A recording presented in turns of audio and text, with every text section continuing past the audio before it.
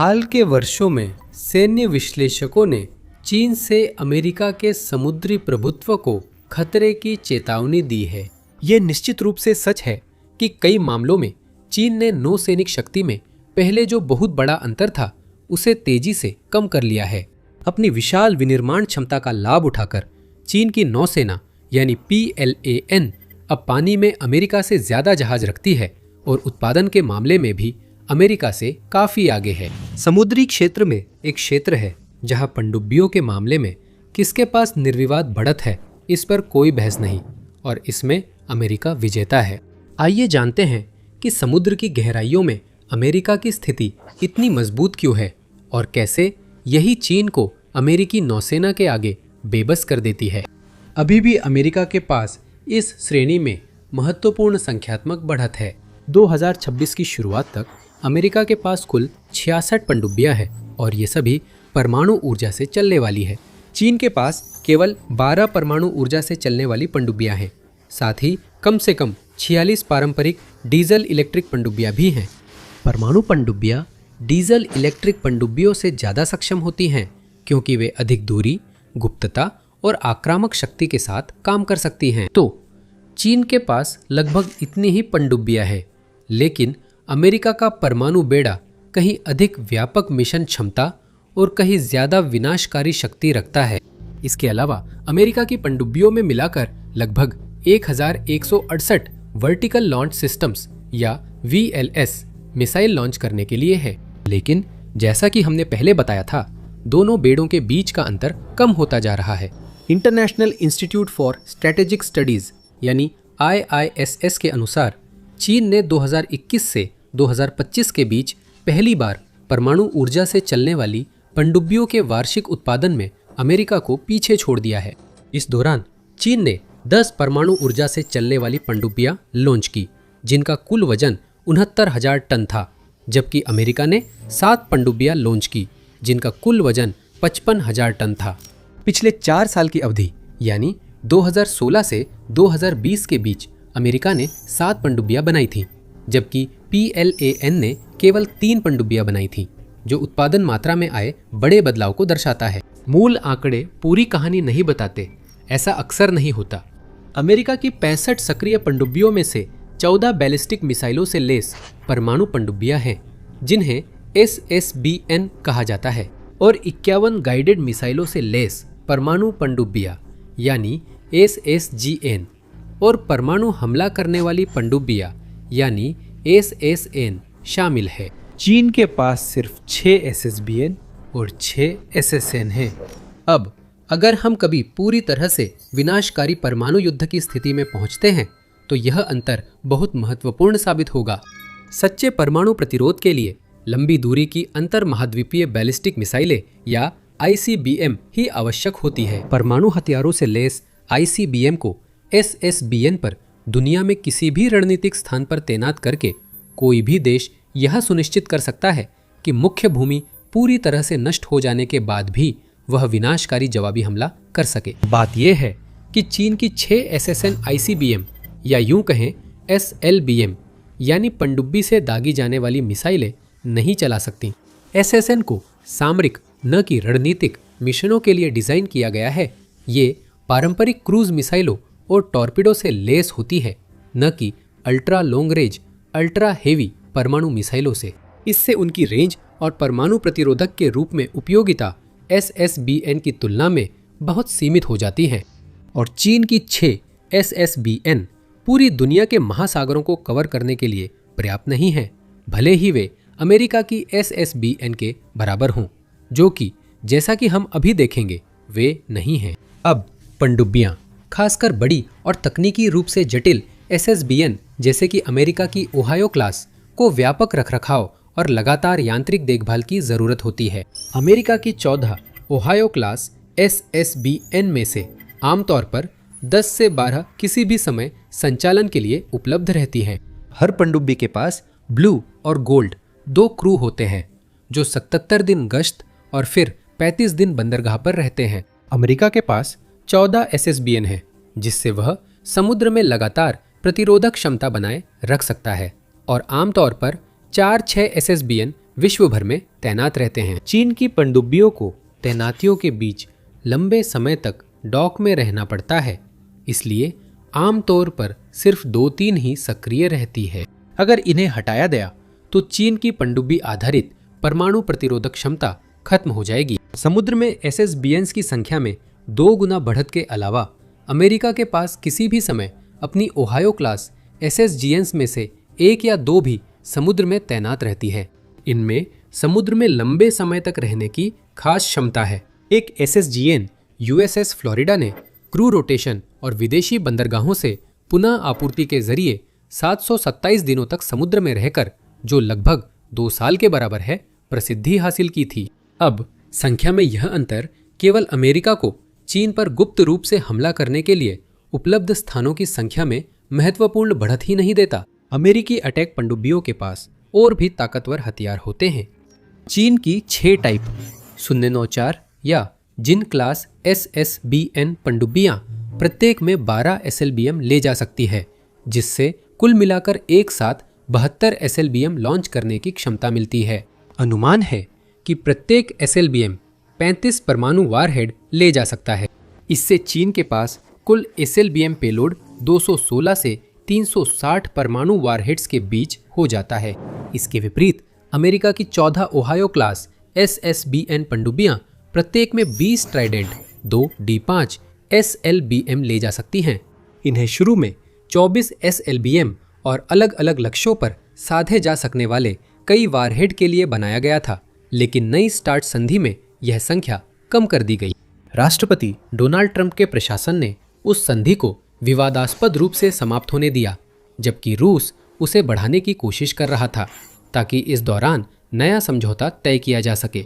Trump के तहत America ने जैसे हथियार नियंत्रण की धारणा को पूरी तरह छोड़ दिया है, शायद हम निकट भविष्य में अमेरिका के SSBN की SLBM ले जाने की क्षमता में वृद्धि देखेंगे।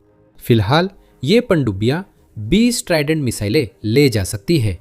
प्रत्येक ट्राइडेंट 2D5 मिसाइल 8 स्वतंत्र रूप से मार्ग बदल सकने वाले परमाणु वारहेड ले जा सकती है। हालांकि संचालन और संधि अनुपालन कारणों से वर्तमान में प्रत्येक मिसाइल पर अनुमानित रूप से 4 से 5 वारहेड लगाए जाते हैं। इसका मतलब है कि अमेरिका किसी भी समय 1120 से 1400 परमाणु वारहेड तैनात कर रहा है, जो चीन से 3 से 4 गुना ज्यादा है।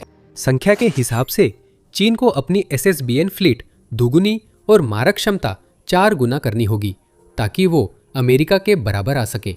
इसका मतलब है कि उन्हें अपने परमाणु वारहेड की संख्या में काफी बढ़ोतरी करनी होगी। चीन के पास अनुमानित 600 से 700 परमाणु वारहेड हैं। विशेषज्ञों का अनुमान है कि यह संख्या दशक के अंत तक करीब 1000 होगी, जो अभी भी अमेरिका के भंडार से काफी कम है। अमेरिका के पास अनुमानित 3700 परमाणु वारहेड उपयोग के लिए उपलब्ध हैं। उन 1470 7 वारहेड्स को छोड़कर जो नष्ट किए जाने की प्रक्रिया में हैं, अमेरिका के पास अनुमानित 1770 परमाणु वारहेड तैनात हैं और अतिरिक्त 1930 रिजर्व में हैं। रूस के पास ही थोड़ा ज्यादा है। चीन के लिए यह अंतर पाटना मुश्किल है, पर वे प्रयास कर रहे हैं। कुछ विशेषज्ञों का मानना है कि जहाज निर्माण क्षमता में बढ़त के कारण चीन अगले दशक में संख्यात्मक समानता या बढ़त हासिल कर सकता है। अनुमान है कि चीन के पास अमेरिका से 230 गुना अधिक जहाज निर्माण क्षमता है और यह अंतर हर साल बढ़ रहा है। लेकिन सिर्फ इसलिए कि आप ज्यादा पनडुब्बियां बना सकते हैं, इसका मतलब यह नहीं है कि वे मुकाबला कर सकती है। अनुभव खरीदा नहीं जा सकता और अमेरिका के पास यह कहीं ज्यादा है। वर्तमान बेड़ा दशकों की इंजीनियरिंग और रणनीतिक सोच का परिणाम है, जो पूरी तरह परमाणु चालित पनडुब्बी बेड़े पर आधारित है और पानी के नीचे दबदबा रखता है। आज का बेड़ा अत्याधुनिक वर्जीनिया क्लास SSN, पुराने लेकिन अब भी विश्व स्तरीय ओहायो क्लास SSBN, कुछ बेहद उन्नत सीवुल्फ क्लास और बड़ी संख्या में पुराने लॉस एंजलिस क्लास पनडुब्बियों से बना है। नई अत्याधुनिक कोलंबिया क्लास SSBN विकासाधीन है, जिनकी पहली पनडुब्बी इस दशक के अंत तक डिलीवर होने की उम्मीद है। जैसा कि हमने चर्चा की है, ओहायो क्लास पनडुब्बियां 20 तक ट्राइडेंट 2 D5 मिसाइलें ले जा सकती है, जिनमें से प्रत्येक में कई स्वतंत्र रूप से लक्षित किए जा सकने वाले री एंट्री व्हीकल्स या MIRVs होते हैं, जो 7,500 मील दूर तक के लक्ष्यों पर हमला करने में सक्षम है। वर्जीनिया क्लास की ब्लॉक 5 कॉन्फ़िगरेशन में 84 फुट वर्जीनिया पेलोड मॉड्यूल जुड़ने से इसकी टॉम हॉक मिसाइल क्षमता 40 तक पहुंच गई है। ये भारी मात्रा में शक्तिशाली फायर पावर है, लेकिन वास्तव में इन्हें सबसे अलग बनाती है इनकी बेजोड़ तकनीक, खासकर स्टेल्थ और ध्वनिक क्षमता के मामले में।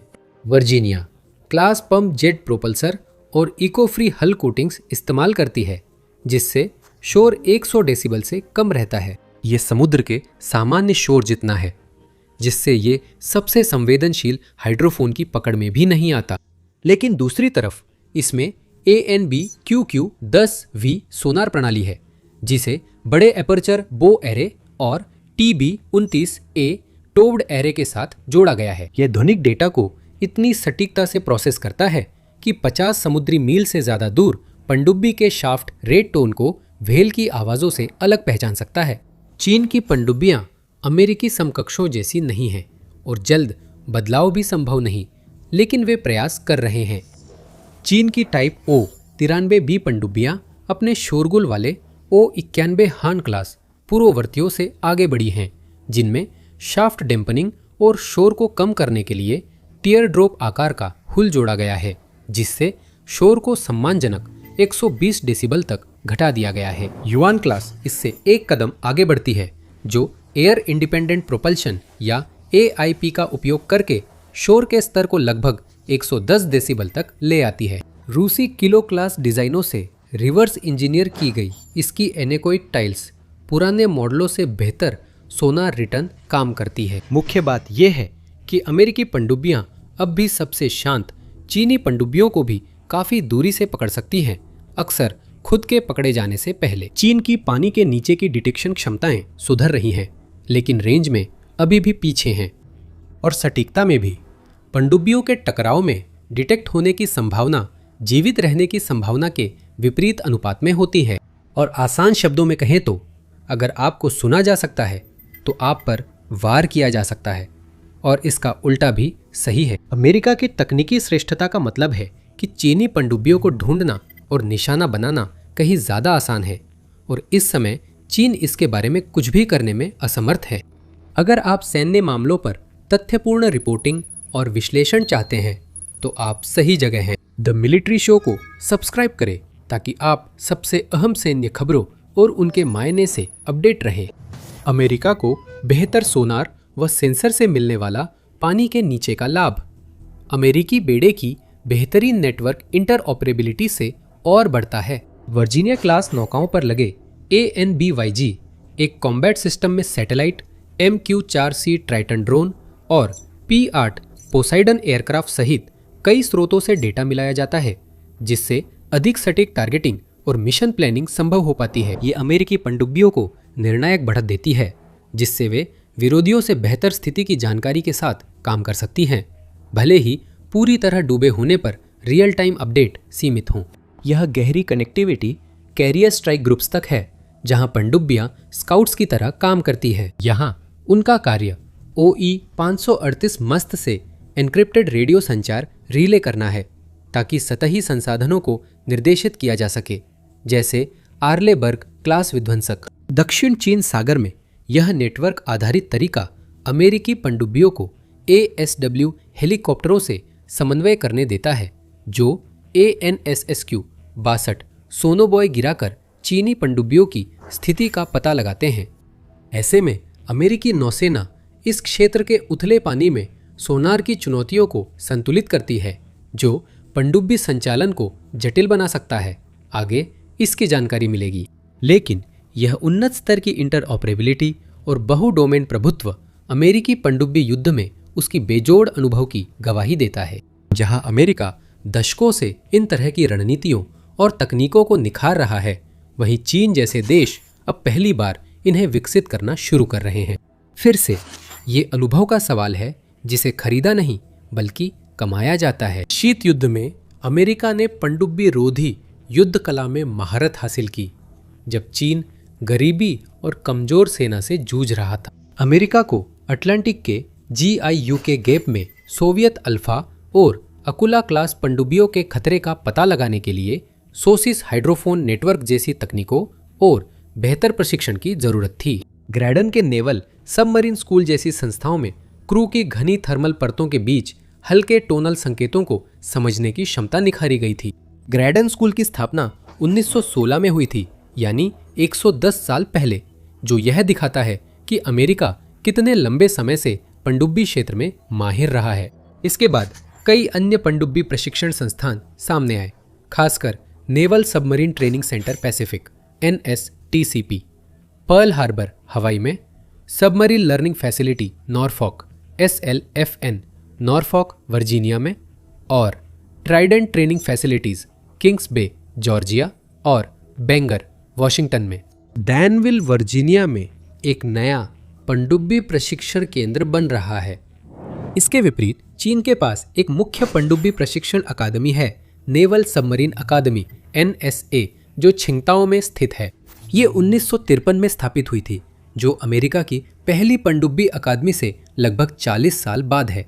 हाल के वर्षों में इसका काफी विस्तार हुआ और 2016 के आसपास नया परिसर भी खुला।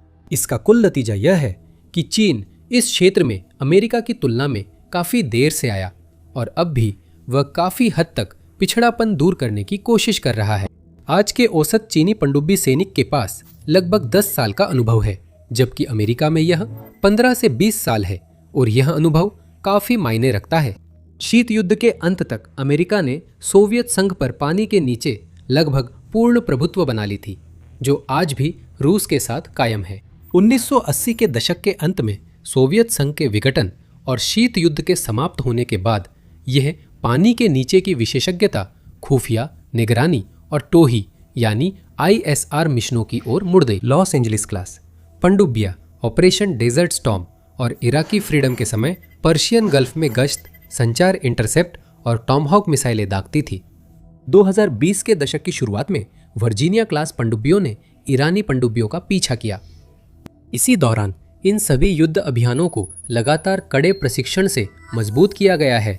रिमपैक जैसी बड़ी अभ्यासों में अमेरिकी परमाणु चालित आक्रमण पनडुब्बियां मित्र नौसेनाओं के साथ जटिल पनडुब्बी रोधी युद्ध करती है, ताकि चीन के खिलाफ प्रशांत के तटीय संघर्षों के लिए रणनीति बेहतर हो सके।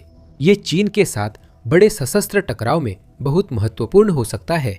उथले पानी और तटीय अभियानों में पनडुब्बी युद्ध का वह क्षेत्र है जहां अमेरिकी और चीनी क्षमताओं के बीच का अंतर उतना स्पष्ट नहीं है। गहरे समुद्र या दूर समुद्री अभियानों में कोई भी नौसेना अमेरिकी नौसेना के करीब नहीं है। अपनी विश्व स्तरीय विमान वाहक पोतों, विध्वंसकों और पनडुब्बियों के बेड़े के अलावा अमेरिका के पास पूरी दुनिया में फैला हुआ सैन्य ठिकानों और प्रतिष्ठानों का कहीं अधिक बड़ा नेटवर्क भी है। अमेरिका के अनुमानित 750 से 800 ठिकाने न केवल आज की सभी सैन्य शक्तियों को पीछे छोड़ देते हैं, ये मानव इतिहास का सबसे बड़ा सैन्य नेटवर्क है, जो अन्य देशों की विदेशी सैन्य मौजूदगी से काफी बड़ा है। सबसे नजदीकी प्रतिद्वंद्वी यूनाइटेड किंगडम है, जिसके पास लगभग 145 विदेशी सैन्य ठिकाने हैं।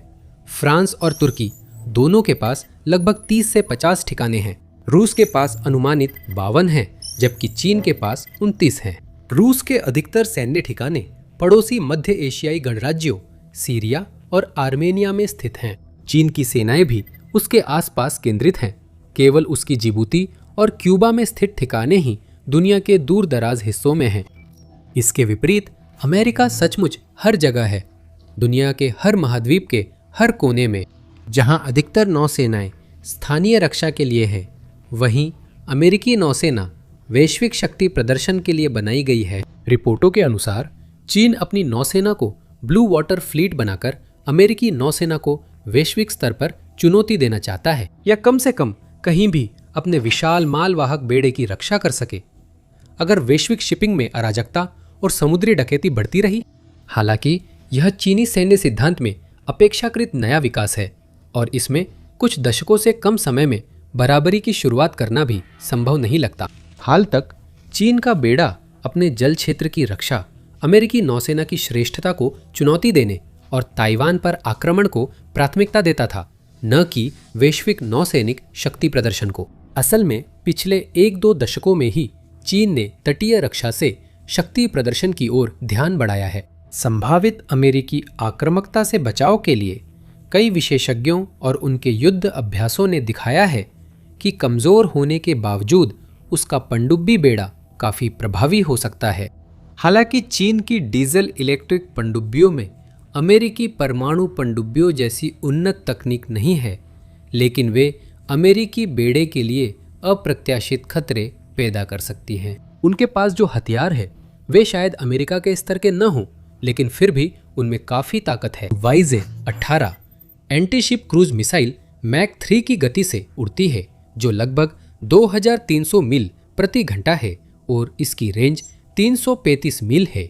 इसकी सी स्किमिंग टर्मिनल फेज अमेरिकी एजिस डिफेंस के लिए बड़ी चुनौती हो सकती है, जिन क्लास की JL-3 SLBMs MERV ले जाती हैं, जिससे परमाणु प्रतिरोधक क्षमता मजबूत होती है, जबकि U-6 टॉर्पीडो, जो अमेरिकी MK-48 टॉर्पीडो पर आधारित है, 450 पाउंड का वारहेड 28 मील तक पहुंचाता है।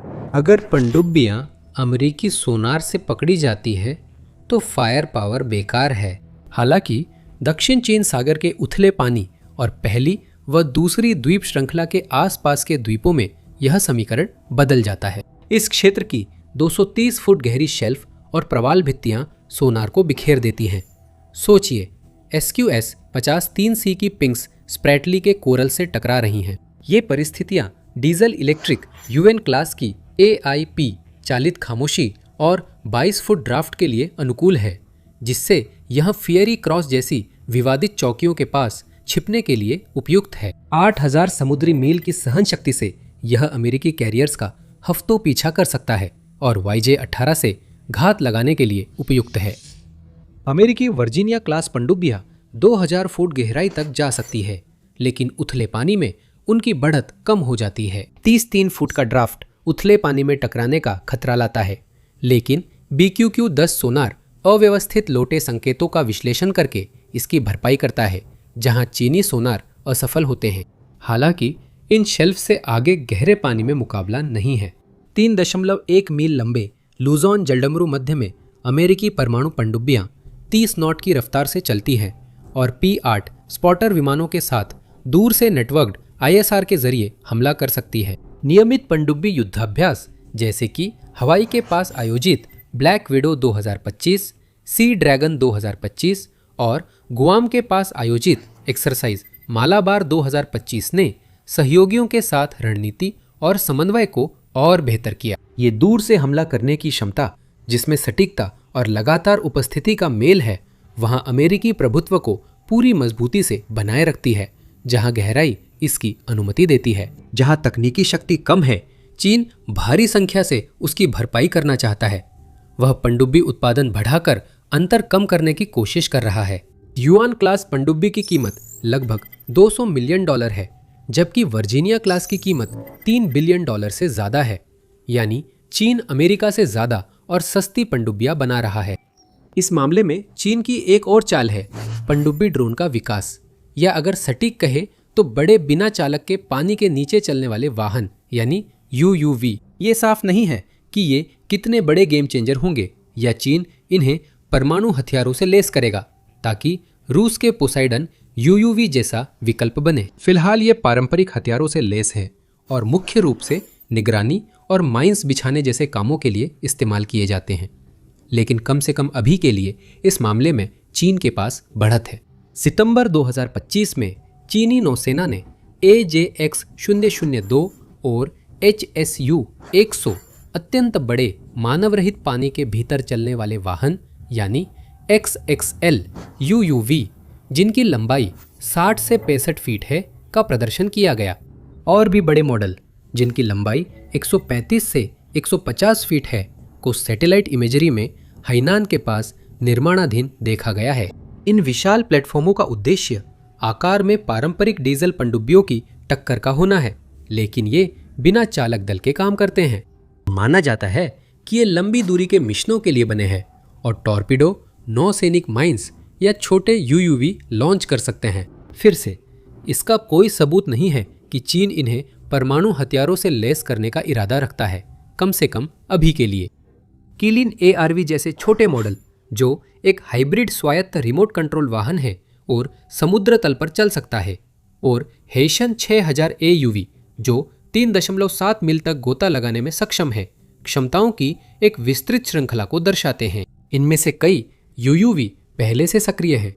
चीन ने अपने सीविंग और HSU 0011 UUV पहले ही निगरानी, माइन वॉरफेयर और खुफिया जानकारी के लिए तैनात कर दिए हैं, जो दक्षिण चीन सागर, हिंद महासागर और प्रशांत महासागर में देखे गए हैं। अमेरिका का XLU UV प्रोग्राम भी है, जो बोइंग ऑर्कर पर केंद्रित है। ऑर्कर एक 85 फुट लंबी, 85 टन वजनी स्वायत्त डीजल इलेक्ट्रिक पनडुब्बी है, जिसे कई महीनों तक चलने वाले मिशनों और 6500 समुद्री मील की यात्रा के लिए डिजाइन किया गया है। इसकी 30 फुट लंबी मॉड्यूलर पेलोड बे 8 टन तक भार उठा सकती है, जिसमें प्रस्तावित हैमरहेड जैसी माइंस, छोटे UUV सेंसर या इलेक्ट्रॉनिक वॉरफेयर सिस्टम आ सकते हैं।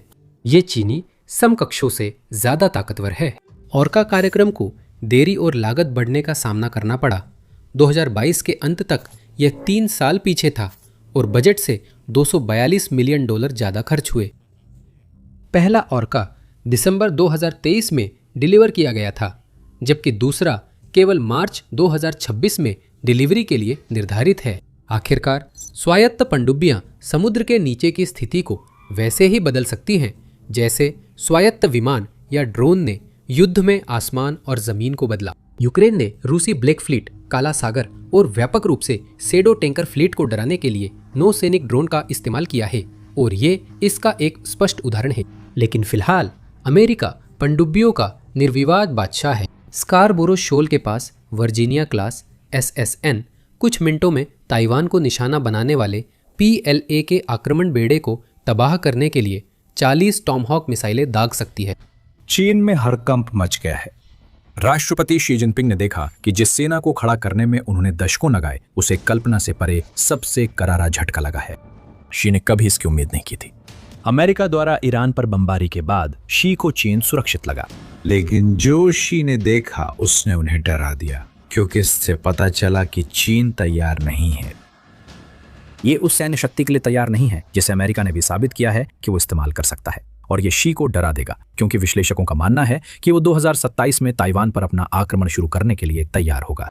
लेकिन चीन अमेरिका से युद्ध की स्थिति में आने वाले भू राजनीतिक तूफान के लिए भी तैयार नहीं है। हम बाद में वीडियो में भू राजनीतिक पहलू देखेंगे, लेकिन सैन्य रूप से अमेरिका ने ईरान के साथ छोटे युद्ध में कई चीजें दिखाई हैं जो शी को डरा सकती हैं। अमेरिका ने साबित किया है कि वो हमलों से पहले पूरे देश को अंधा कर सकता है। यही उसने ईरान में किया, जैसा कि खुफिया विश्लेषक और साइबर सुरक्षा विशेषज्ञ रायन मैकबेथ ने यूट्यूब पर पोस्ट किए गए एक वीडियो में बताया है। रायन मैकबेथ के अनुसार अमेरिका ने हवाई, अंतरिक्ष और साइबर कार्रवाइयों का सफल समन्वय कर ईरान के सेंसर नेटवर्क और कमांड कंट्रोल को बाधित किया, जिससे उसकी देखने, समन्वय करने और प्रतिक्रिया देने की क्षमता घट गई। ईरान में अमेरिकी और इजरायली हमलों की शुरुआत बम या मिसाइलों से नहीं, बल्कि ईरान की प्रणालियों को बंद करने के समन्वित प्रयासों से हुई, जिससे अमेरिका को अपने लक्ष्यों का पता लगाने की संभावना बेहतर हुई और ईरान कुछ कर नहीं सका। लोफेयर मीडिया के अनुसार ये साइबर ऑपरेशन ईरान के सर्वोच्च नेता अली खुमैनी को खत्म करने में अहम रहा, क्योंकि इससे अमेरिका और इजराइल को उनकी वरिष्ठ अधिकारियों से मुलाकात का समय पता चला और हमले का सही मौका मिला। अन्य साइबर और खुफिया अभियानों ने अमेरिका को बम वर्षक और लड़ाकू विमान भेजने से पहले ईरान के वायु रक्षा नेटवर्क का बड़ा हिस्सा बंद करने में मदद की। ईरान जवाब सोचता, उससे पहले ही उसके हजारों ठिकाने तबाह हो चुके थे और वो कमजोर हो गया था। हम जल्द ही अमेरिका के हमले के पैमाने पर लौटेंगे। ईरान की आंखें और कान बंद करके अमेरिका ने चीन को साफ दिखा दिया कि युद्ध की स्थिति में वो क्या करेगा। यह सिर्फ अमेरिका के हमलों की ताकत और पैमाने नहीं, बल्कि जवाबी कार्रवाई के लिए भी समस्या है। अगर आप एंटीशिप मिसाइल टीम में हैं और फोन पर कोई ये नहीं बताता कि फायर करना है और कहां करना है, तो आप फायर नहीं करेंगे, मैकबेथ कहते हैं। और यही बात है जो अमेरिका ने ईरान में की, जिसे शी को बहुत गंभीरता से लेना होगा। आप मिसाइलों का सबसे मजबूत जखीरा बना सकते हैं, जैसा माना जाता है कि चीन ने किया है। न्यूज़वीक के अनुसार चीन के पास 550 अंतर महाद्वीपीय बैलिस्टिक मिसाइल लॉन्चर और करीब 400 इंटरकॉन्टिनेंटल बैलिस्टिक मिसाइलें हैं। लेकिन जब कमांड और कंट्रोल इतना प्रभावी ढंग से बंद कर दिया जाए कि ऑपरेटर्स और अन्य लॉन्च साइट्स के लोग सैन्य नेतृत्व से संपर्क ना कर सकें, तो इन सब का कोई मतलब नहीं रह जाता। ये शी जिनपिंग के लिए अमेरिका के साथ लड़ाई में बुरी खबर है। शी जिनपिंग के लिए स्थिति और खराब हो जाती है जब ताइवान को शामिल करते हैं, जो उनका मुख्य लक्ष्य है। मैकबेथ के अनुसार ताइवान के लिए चीन की योजना का जोर समुद्र तटों पर सैनिक उतारने पर कम है, हालांकि वो ऐसा करने की कोशिश करेगा। योजना है कि ताइवान पर मिसाइल हमला हो, इसके लिए कमांड और कंट्रोल सही चलना चाहिए। अमेरिका ने ईरान में दिखा दिया कि वो हमले से पहले ही सब रोक सकता है। ये शी जिनपिंग के लिए सख्त चेतावनी है। अभी हमने कुछ समय पहले लक्ष्यों का जिक्र किया था। इससे हमें उस दूसरे मुद्दे पर ले जाता है जिसका सामना शी जिनपिंग को अमेरिका द्वारा ईरान में किए गए काम के बाद करना पड़ रहा है, खालिस सदमा और दहशत। ईरान की निगरानी और संचार प्रणाली बंद होने पर अमेरिका ने उसका सैन्य ढांचा दबा दिया। अमेरिका ने दिखा दिया कि वो पहले ही दिन इतने बड़े पैमाने पर हमले कर सकता है कि शुरुआत में ही लगभग 1000 लक्ष्यों पर वार करते। एक हफ्ते के संघर्ष के बाद ब्रेकिंग डिफेंस के अनुसार अमेरिका ने ईरान पर 3000 से ज्यादा हमले किए और उसके 43 जहाजों को निशाना बनाया।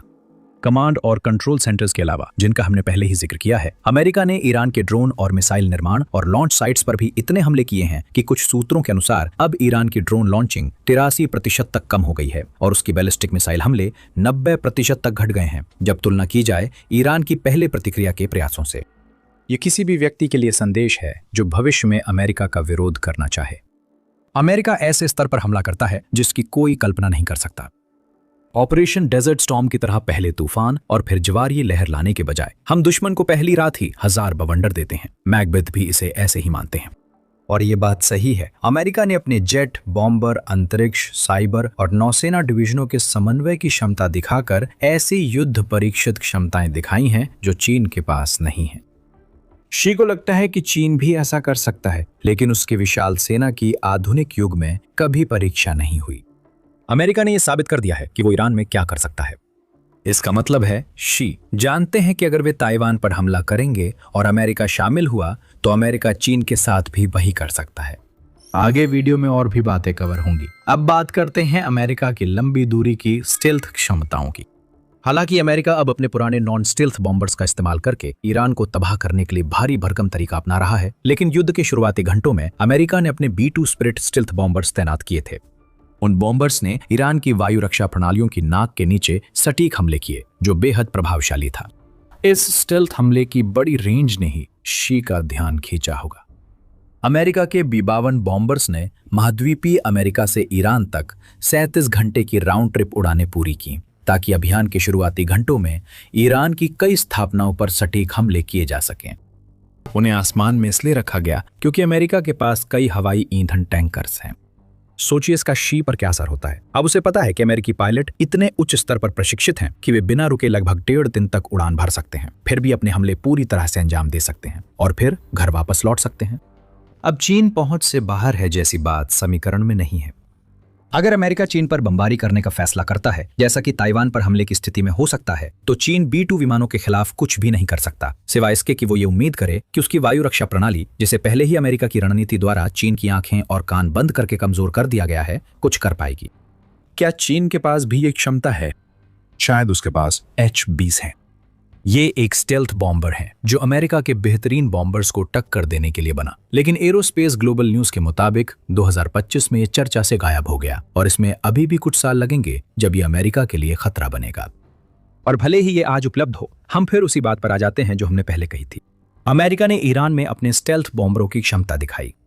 चीनी क्षमता अभी ज्यादातर सैद्धांतिक है, इसलिए शी को इस तथ्य से निपटना है कि वो जानते हैं कि अमेरिका के पास लंबी दूरी के स्टेल्थ विमान हैं, लेकिन वो इस बात को लेकर पूरी तरह आश्वस्त नहीं है कि चीन इस मामले में अमेरिका की बराबरी कर सकता है या नहीं। और किसी तरह से शी के लिए हालात और भी खराब हो जाते हैं। अमेरिका ने बार बार सैन्य रूप से खुद को साबित किया है। ये कुछ ही दिनों में हजारों लक्ष्यों पर हमला कर सकता है, लंबी दूरी की स्टेल्थ क्षमता तैनात कर सकता है और विरोधी की निगरानी नष्ट कर सकता है। हालांकि शी के लिए असली खतरा वही है जो अमेरिका ने ईरान में किया था। जैसा पहले बताया गया, अली खामेनेई अब नहीं रहे। इससे शी को किसी भी युद्ध के प्रति अपनी रणनीति पूरी तरह बदलनी होगी, जो अमेरिका की भागीदारी को उकसा सकता है। और वैसे ऐसी और भी बहुत सी जानकारियां हैं, तो अगर आपको द मिलिट्री शो से कुछ फायदा मिल रहा है तो चैनल को जरूर सब्सक्राइब करें। अमेरिका ने शी को ईरान में दिखा दिया कि संघर्ष शुरू होते ही वो देश के शीर्ष नेतृत्व को निशाना बनाएगा। मैकबेथ बताते हैं, पहली लहर ईरान के सर्वोच्च नेता पर इजरायली हमले से तालमेल में हुई थी। यहां से सीखने वाली बात यह है कि अमेरिकी खुफिया एजेंसी तय करती है कि वो अपने सहयोगी की मदद करना चाहती है या नहीं। अगर उसे कोई ऐसी चीज ढूंढनी है जो बहुत अच्छी तरह से सुरक्षित है, कम से कम कभी कभी तो वो ऐसा कर सकती है। इससे शी के लिए सवाल उठते हैं, क्या चीन अपने शीर्ष नेतृत्व को सुरक्षित रख सकता है? ईरान नहीं कर सका, और हमें पता है कि ईरान के पास इसी मकसद के लिए बनाए गए भूमिगत बंकरों का एक बड़ा नेटवर्क था। चीन के पास भी कुछ ऐसा ही हो सकता है, लेकिन उसे पता है कि अमेरिका और इजराइल फिर भी उन पर हमला कर सकते हैं। बस अमेरिका को एक बैठक या पल की खबर मिल जाए तो सब खत्म हो जाएगा, शी बाहर हो जाएंगे, और वो ये जानते हैं। लेकिन चीन के राष्ट्रपति के लिए हालात और भी खराब हो जाते हैं। अमेरिका और इजराइल ने दिखा दिया है कि वे सिर्फ सबसे ऊपर वालों पर ही नहीं रुक रहे हैं। ईरान भर के राजनीतिक और सैन्य नेताओं को देश पर लक्षित बड़े हवाई हमलों में खत्म कर दिया गया है, जिसका मतलब है कि अगर अमेरिका मिसाइलों और बमों के साथ आ जाता है तो शी अपने काम को आगे बढ़ाने के लिए दूसरों पर भी भरोसा नहीं कर सकते। स्काई न्यूज के मुताबिक इजराइल का दावा है कि अमेरिका के साथ पहले हमले में ईरान के करीब 40 शीर्ष सैन्य कमांडर मारे गए। इस समय ईरान ने नया सर्वोच्च नेता चुन लिया है।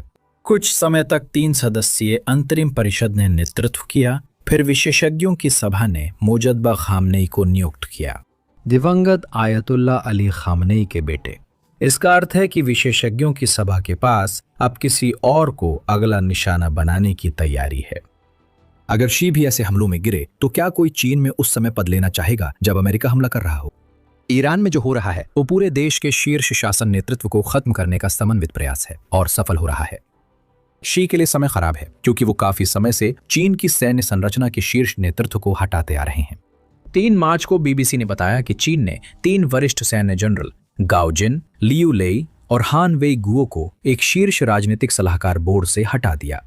उससे ठीक 3 दिन पहले 27 फरवरी को बीबीसी ने रिपोर्ट किया कि चीन ने 19 अधिकारियों को हटा दिया, जिनमें पीपल्स लिबरेशन आर्मी में सेवा दे चुके 9 अधिकारी शामिल थे, क्योंकि शी अधिक शक्ति चाहते थे। ईरान की घटनाओं के बाद शी इन कदमों को बड़ी गलतियां मान सकते हैं। अनुभवी अधिकारियों की जगह शायद ऐसे चापलूस लाए जाएंगे जो शी की हर बात मानेंगे। जब तक शी जीवित और सत्ता में है सब ठीक है, लेकिन अगर अमेरिका ने उनके बंकर पर बम गिरा दिया और वे नहीं रहे तो क्या होगा? चीन की पूरी सैन्य और राजनीतिक संरचना ढह जाएगी, ठीक वैसे ही जैसे हम ईरान में देख रहे हैं। फिर भी चीन के पास एक मजबूत पक्ष है। ईरान की तरह चीन के पास भी एक मिसाइल आधारित रणनीति है जिसका इस्तेमाल वो अमेरिका को रोकने के लिए कर सकता है। इस बात से इनकार नहीं किया जा सकता कि इस मामले में चीन ईरान से कहीं ज्यादा मजबूत है, क्योंकि वो ताइवान पर हमले की तैयारी के लिए और खुद को हमलों से बचाने के लिए भारी मात्रा में मिसाइलों का भंडार बना रहा है।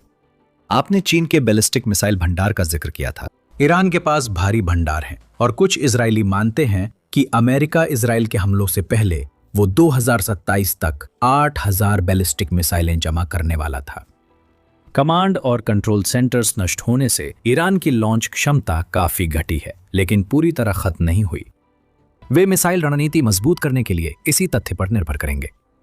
चीन को अपने लॉन्च साइट्स की रक्षा करनी होगी, क्योंकि अमेरिका ने ईरान की साइट्स पर हमला किया है। ताइवान पर आक्रमण करने की शी की महत्वाकांक्षा के लिए ये बहुत बुरी बात है।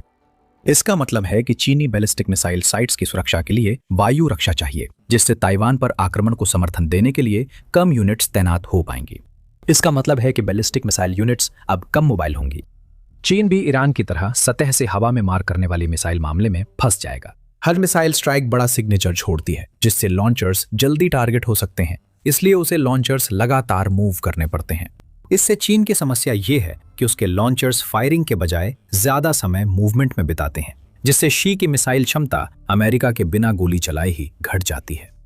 जवाबी कार्रवाई के डर से चीन को अब कम स्ट्राइक और लगातार मूवमेंट की रणनीति अपनानी होगी। पुराने मिसाइल हमले वाले प्लान छोड़ने पड़ेंगे। साथ ही चीन अमेरिका को कई टारगेट्स देता है। जिन 550 इंटरकॉन्टिनेंटल बैलिस्टिक मिसाइल लॉन्चर्स का हमने जिक्र किया था, उनके अलावा बिजनेस इनसाइडर के अनुसार पेंटागन मानता है कि चीन के पास 300 medium range ballistic missile launchers भी हैं, 150 ground launched cruise missile launchers, 250 short range ballistic missile launchers और 300 intermediate range ballistic missile launchers जोड़ें तो कुल मिलाकर 1550 बैलिस्टिक मिसाइल लॉन्चर्स हो जाते हैं। ये अमेरिका के लिए निशाना साधने के लिए बहुत सारे टारगेट्स बन जाते हैं। चीन के पास ज्यादा लॉन्चर्स हैं, इसलिए वो ईरान से ज्यादा समय तक मिसाइल केंद्रित रणनीति जारी रख सकता है। हालांकि ये रणनीति कमजोर होती जाएगी, क्योंकि अमेरिका तीरों की बजाय तीरंदाज पर हमला करता है। दूसरे शब्दों में, और हमने यही बात कमांड और कंट्रोल सेंटर्स के बारे में भी कही थी, मिसाइलों का ज्यादा मतलब नहीं रह जाता। जब आपके पास लॉन्चर्स नहीं होते तो आप उन्हें उड़ाने के लिए भेज नहीं सकते। अब तक कवर की गई बातों से पता चलता है कि शी जिनपिंग के सामने कई सैन्य चुनौतियां हैं, खासकर जब वे अमेरिका की ईरान में गतिविधियां देख रहे हैं। चीन के राष्ट्रपति जानते हैं कि अगर वो ऐसे कदम उठाता है जिनसे अमेरिका शामिल हो जाए तो उनके देश को भी शॉक एंड ऑ जैसी रणनीति झेलनी पड़ेगी। चीन इस रणनीति को झेलने में ईरान से बेहतर है, पर एक और कारण है जो शी जिनपिंग को डरा सकता है।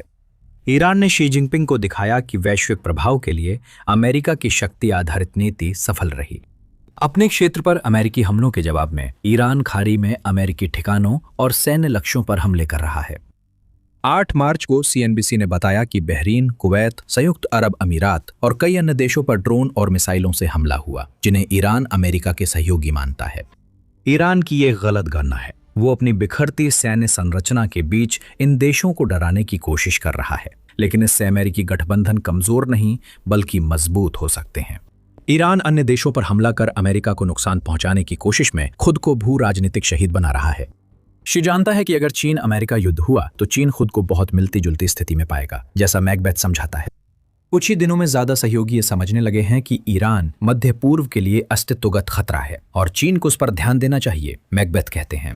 वे बताते हैं कि अमेरिकी सेना के दक्षिण कोरिया और जापान में ठिकाने हैं, जबकि ऑस्ट्रेलिया और फिलीपींस में रोटेशनल ठिकाने हैं। अगर युद्ध हुआ तो शी को अमेरिकी हमलों को कमजोर करने के लिए इन ठिकानों पर हमला करना होगा, लेकिन इसका नतीजा सिर्फ इतना होगा कि ये चारों देश भी लड़ाई में शामिल हो जाएंगे, जिससे चीन के लिए और भी बड़ी समस्या खड़ी हो जाएगी। कल्पना करें कि ये सब कुछ इसलिए हो रहा है क्योंकि शी ताइवान पर हमला करने की अपनी योजना पर अमल कर रहे हैं।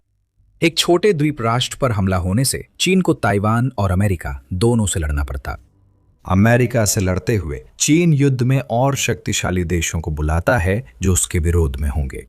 जहां तक सहयोगियों की बात है, रूस हजारों मील दूर है और उसे यह भी याद हो सकता है कि चीन ने यूक्रेन पर उसके आक्रमण में सीधे तौर पर उसका समर्थन नहीं किया था। ईरान पहले ही अप्रभावी हो चुका है और चीन का निवेश के जरिए प्रभाव बढ़ाने का तरीका छोटे देशों को इस बड़ी लड़ाई में शामिल करने के लिए काफी नहीं होगा। यहां हम 2 अलग भू राजनीतिक रणनीतियां लागू होते देख रहे हैं। अमेरिका ने दुनिया भर में सैकड़ों सैन्य ठिकाने बनाकर अपनी शक्ति दिखाई है। अल जजीरा के अनुसार अमेरिका के लगभग 750 ठिकाने 80 देशों में फैले हुए हैं। दूसरी ओर चीन के पास अपनी सीमा के बाहर केवल एक सार्वजनिक रूप से स्वीकार किया गया सैन्य ठिकाना है, जो जिबूती में है, और वो भी मुख्य रूप से एक लॉजिस्टिक्स बेस के रूप में काम करता है। चीन ने अरबों डॉलर छोटे देशों के विकास में लगाए हैं, जो लंबी अवधि के लिए ठीक है, लेकिन अगर 2027 में चीन ताइवान पर हमला करता है और अमेरिका शामिल होता है तो ये चीन के लिए ज्यादा फायदेमंद नहीं होगा। चीन ने खुद को ऐसी स्थिति में छोड़ दिया है जहां वो अपने ही क्षेत्र में फंस जाता है, जबकि एक ऐसा देश है जिसके कई प्रमुख देशों में ठिकाने हैं जो चीन को चारों ओर से घेरते हैं। जैसे ईरान के साथ होता है, वैसे ही ये ठिकाने चीन के लिए निशाना बनेंगे, जिससे भू राजनीतिक तनाव बढ़ेगा और युद्ध शी के नियंत्रण से बाहर जा सकता है। शायद द डिप्लोमैट ने इसे सबसे अच्छे तरीके से कहा, जैसा कि उसने 7 मार्च को कहा था। पिछले 1 दशक में चीन की क्षेत्रीय साझेदारियों पर नजर रखने के बाद हमने पाया है कि बीजिंग का प्रभाव हमेशा हस्ताक्षर समारोहों के दौरान चरम पर होता है, और जब सुरक्षा जोखिम सामने आते हैं तो वो फीका पड़ जाता है। रिपोर्ट के मुताबिक बीजिंग ने मध्य पूर्व की ऐसी रणनीति बनाई है जो सैन्य मौजूदगी के बिना प्रभाव पर केंद्रित है। हम अभी ईरान में यही देख रहे हैं, क्योंकि चीन अपने सबसे मजबूत सहयोगियों में से एक की मदद करने के लिए कुछ खास करने की जल्दी में नहीं है। सैन्य दृष्टि से ईरान से कहीं छोटे कई देशों को यह क्या संदेश देता है कि अगर वे अमेरिका के साथ युद्ध में फंस जाते हैं तो चीन उनके लिए क्या करेगा? ये कोई अच्छा संदेश नहीं देता, और इसका मतलब है कि प्रभाव के लिए चीन की पैसों पर आधारित रणनीति अमेरिका द्वारा अपने सहयोगियों को दी जाने वाली चीजों की तुलना में फीकी पड़ जाती है। युद्ध में सुरक्षा और शक्ति सबसे महत्वपूर्ण होती है। चीन अपने कई साझेदारों और सहयोगियों को इनमें से कोई भी चीज नहीं देता, और शी इसे अच्छी तरह जानते हैं। ईरान की घटनाओं ने यह साबित कर दिया है, चीन की निष्क्रियता उसके बांटे जाने वाले किसी भी पैसे से कहीं ज्यादा कुछ कहती है। मैकबेथ के अनुसार देर सबेर चीन को अमेरिका के साथ युद्ध में एक गुट निरपेक्ष देश पर हमला करना पड़ सकता है, जैसे ईरान को करना पड़ा। ऐसा होने पर शी समझेंगे कि अमेरिका के पास लड़ने वाले सहयोगी हैं, पर चीन के पास नहीं। देश के बाहर कोई साथ नहीं। शी ईरान को देख रहे हैं और सोच रहे हैं कि अमेरिका से टकराव लिया तो भविष्य में युद्ध उनका इंतजार करेगा। सालों के तनाव के बाद पाकिस्तान ने वो किया जिसकी किसी ने कल्पना नहीं की थी। उसने अफगान तालिबान के खिलाफ पूर्ण पैमाने का युद्ध छेड़ दिया है, जिससे ऐसा लगता है कि हम तीसरे विश्व युद्ध के करीब आ रहे हैं। जब यूक्रेन, रूस, ईरान और मध्य पूर्व में अमेरिकी सैन्य ठिकानों पर बम गिर रहे हैं, एक और क्षेत्र अराजकता के करीब है, क्योंकि दो ताकतों के बीच खुला युद्ध बढ़ रहा है। पाकिस्तान और तालिबान शासित अफगानिस्तान के बीच हालिया संभवतः सबसे खतरनाक तनाव भड़कने की स्थिति में है। सीमा पर संघर्ष अब उस स्थिति में है जिसे पाकिस्तान के रक्षा मंत्री हवाई मोहम्मद आसिफ खुला युद्ध कह रहे हैं। उनका कहना है कि पाकिस्तान तालिबान के खिलाफ लड़ने को तैयार है, क्योंकि उसका सब्र खत्म हो गया है। हम यहाँ कैसे पहुंचे, युद्ध अभी क्यों हो रहा है और इसका पाकिस्तान, अफगानिस्तान व क्षेत्र पर क्या असर होगा। जैसे जैसे वीडियो आगे बढ़ेगा हम इनमें से आखिरी 2 सवालों के जवाब ढूंढेंगे, तो हमारे साथ रहें। हम यहाँ तक कैसे पहुंचे, इसकी शुरुआत 26 फरवरी को हुई, जब तालिबान की सैन्य शाखा ने डूरंड रेखा पार पाकिस्तानी ठिकानों पर हमले शुरू किए। डूरंड रेखा पाकिस्तान और अफगानिस्तान की सीमा है। करीब 1600 मील तक पहाड़ों और रेगिस्तानों से होकर गुजरने वाली ये विवादित सीमा पहले भी पाकिस्तान और तालिबान के बीच टकराव का केंद्र रही है, जैसा कि आप जल्द ही जानेंगे, और एक बार फिर इसने वही भूमिका निभाई है। BBC के मुताबिक तालिबान का हमला रात 8 बजे शुरू हुआ और कुनार, खोस्त, नंगरहार, नूरिस्तान, पख्तिया और पख्तिका जैसे सीमा प्रांतों में फैला, जिनमें कई पाकिस्तानी सैन्य ठिकाने हैं। तालिबान ने कहा कि उसने ये हमले पाकिस्तान द्वारा 22 फरवरी को अफगान क्षेत्र में उन ठिकानों पर किए गए पाकिस्तानी हमलों के जवाब में किए जिन्हें पाकिस्तान ने उग्रवादी शिविर बताया था। CNN ने इसे दोनों देशों के बीच शांति की गंभीर परीक्षा बताया था। 26 फरवरी को वो परीक्षा असफलता में समाप्त हो गई। अफगानिस्तान के तालिबान ने पलटवार किया। पाकिस्तान ने सीमा पर तालिबान के हमलों के बाद तुरंत जवाब दिया। पाकिस्तान ने कहा कि तालिबान ने गलत आकलन कर खैबर पख्तूनख्वा में कई जगह बिना उकसावे गोलीबारी की। पाकिस्तान ने 27 फरवरी की सुबह अफगानिस्तान में जिन ठिकानों को पाकिस्तान तालिबान के ठिकाने बताता है, उन पर बमबारी की एक श्रृंखला शुरू की, जिसमें सीमा प्रांतों पर कई हमले और काबुल में लक्ष्यों पर हमले शामिल थे। CNN ने कहा कि ऐसा भी माना जाता है कि पाकिस्तान ने खास तौर पर काबुल को इसलिए निशाना बनाया क्योंकि ये तालिबान के गुप्त नेता हिब्तुल्लाह अखुंजादा का जन्म स्थान है।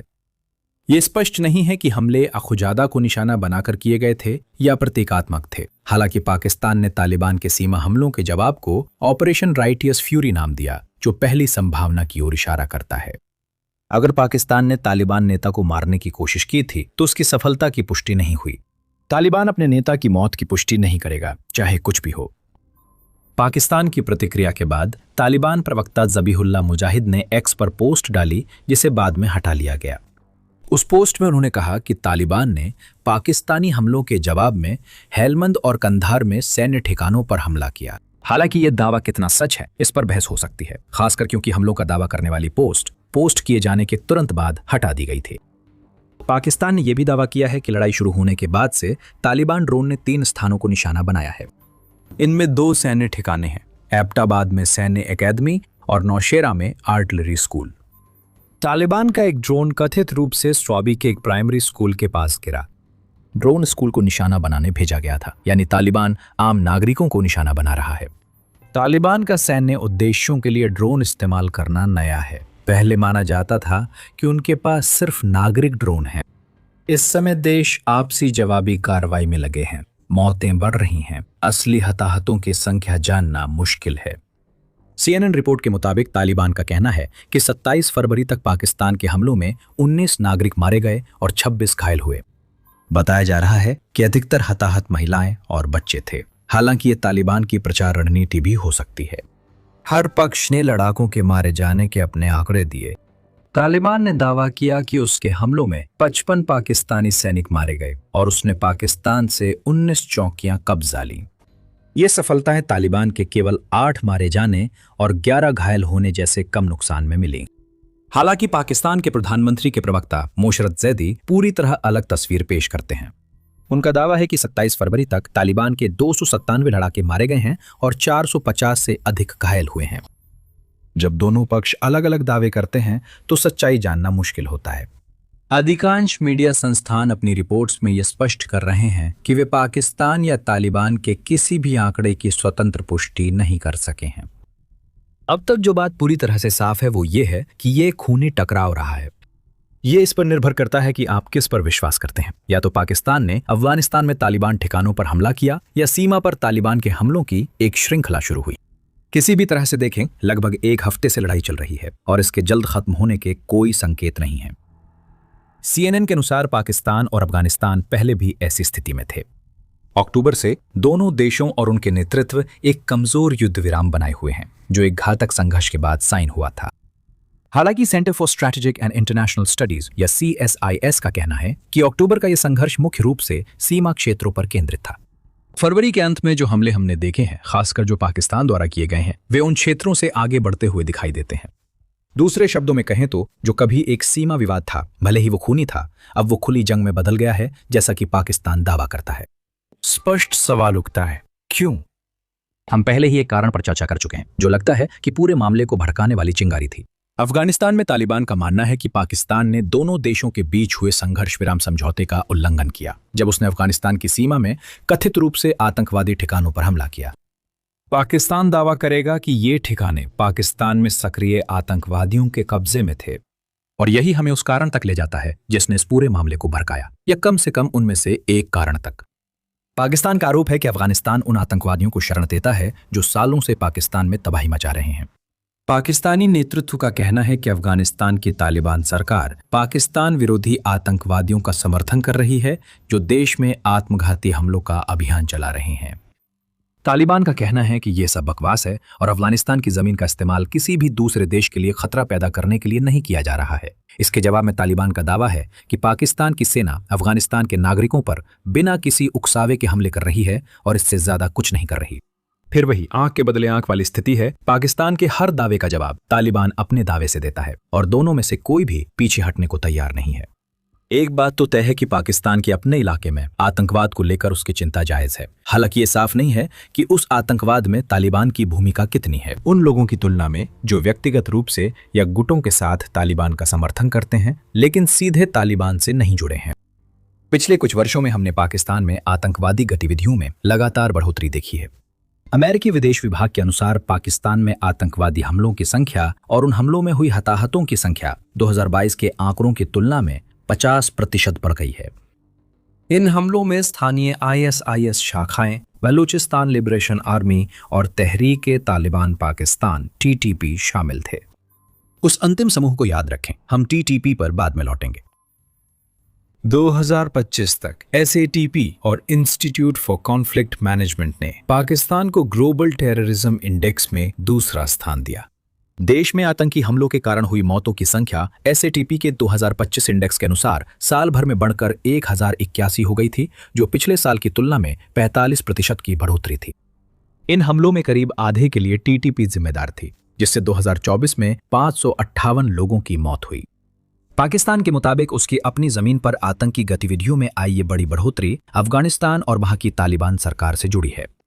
एक बार फिर तालिबान इस बात से इनकार करता है, लेकिन CSIS के अनुसार तालिबान के शासन में अफगानिस्तान का आतंकवादी समूह जैसे TTP और अलकायदा के आतंकवादियों को सुरक्षित पनाहगाह देने का रिकॉर्ड रहा है। पाकिस्तान में हिंसा में तेज बढ़ोतरी तालिबान के 2021 में अफगानिस्तान की सत्ता में आने और अमेरिकी सेनाओं की वापसी के साथ मेल खाती है। तो आतंकवाद के मामले में पाकिस्तान की बात में कुछ सच्चाई हो सकती है। अफगानिस्तान पर खुला युद्ध घोषित करने के उसके पास कई वजहें हैं, जिनमें एक तो पागलपन जैसी है। उन वजहों और आगे क्या होने वाला है उस पर जाने से पहले ये याद दिला दूं कि आप मिलिट्री शो देख रहे हैं। हम आपको सिर्फ सुर्खियां नहीं, पूरी तस्वीर दिखाते हैं, तो चैनल को सब्सक्राइब करें ताकि आप सबसे आगे रहें। पाकिस्तान द्वारा तालिबान पर युद्ध घोषित करने के अजीब कारण से पहले चलिए ड्यूरेंट रेखा पर लौटते हैं। हमने पहले बताया था कि पाकिस्तान और तालिबान की ज्यादातर लड़ाई इसी सीमा पर हुई है। इसके पीछे कारण है। तालिबान और पूर्व अफगान सरकारों ने ड्यूरेंट रेखा की वैधता को उसकी निर्माण प्रक्रिया के कारण वर्षों से नहीं माना। CSIS के अनुसार यह रेखा 1893 में बनाई गई थी, जब ब्रिटेन ने ब्रिटिश राज को रूसी साम्राज्य से बचाने की कोशिश की थी। जब ब्रिटेन ने यह रेखा बनाई थी तो उसने इस बात पर ध्यान नहीं दिया कि इससे उस नई सीमा के आसपास रहने वाले पठान समुदायों पर क्या असर पड़ेगा। यह जरूरी है क्योंकि तालिबान में पठान आंदोलन हावी है। इसी कारण यह समूह ड्यूरेंट रेखा को लेकर विवाद करता है और उसके आर पार लड़ता है। रॉयल यूनाइटेड सर्विसेज इंस्टीट्यूट के अनुसार पाकिस्तान के पास विवाद सुलझाने के मौके थे। पाकिस्तान द्वारा ऐसा ना करना कूटनीतिक गलती मानी जा सकती है, खासकर जब ड्यूरेंट रेखा उस देश ने बनाई थी जो अब पाकिस्तान में सक्रिय नहीं है और करीब एक सदी से वहां सक्रिय भी नहीं रहा है। सीमा संघर्ष पर कार्रवाई से इनकार कर पाकिस्तान ने तालिबान को रूसी के शब्दों में फ्रैंकस्टीन मॉन्स्टर बना दिया। पाकिस्तान ने डूरंड रेखा के मुद्दे को सही से नहीं सुलझाया, जिस कारण वो समूह जिसे पाकिस्तान ने पहले समर्थन दिया था अब उन कई समस्याओं के लिए जिम्मेदार है जिनसे खुला युद्ध हुआ। फिर भी पाकिस्तान इस पर जरूर तर्क करेगा। वो ये दावा करेगा कि एक सीमा जो एक सदी से भी अधिक समय से मौजूद है, अब उसका सम्मान किया जाना चाहिए, भले ही वो समुदाय को विभाजित कर दे जो तालिबान की रीढ़ है। अक्सर क्षेत्रीय विवाद और गंभीर रूप ले लेते हैं।